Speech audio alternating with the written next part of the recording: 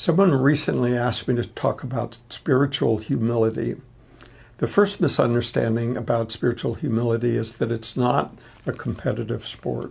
Whether we say it out loud or not, there can be this sense of pride in how humble we act, but that's not humility at all.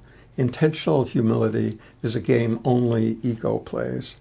The second misperception about humility is that it means to feel bad about oneself. But there's something prideful about calling oneself a sinner. It's just another roundabout way of holding on to a familiar self-identity.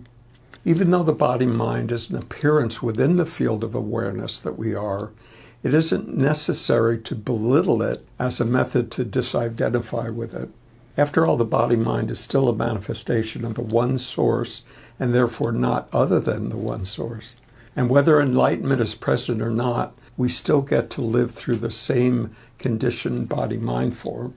We can still be grateful for the temporary release of this body-mind suit.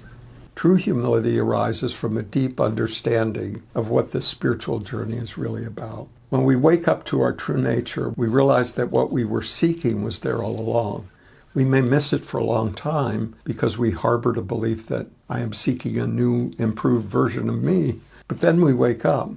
And what we wake up from is this misunderstanding that we're a separate individual self-entity. When the non-conceptual truth of no self-entity is realized, there's no one left to be prideful or humble. We might even be slightly embarrassed for having missed what was so glaringly obvious for so long. But recognizing how wrong we can be about such an obvious fact of existence leaves us much less certain about any other beliefs we may still be holding. Perceptions are fine, but any subsequent conceptualizations about them will not be true, not ultimately. We might also come to understand the degree to which this body-mind form has been conditioned to believe this and deny that, to prefer this and not that.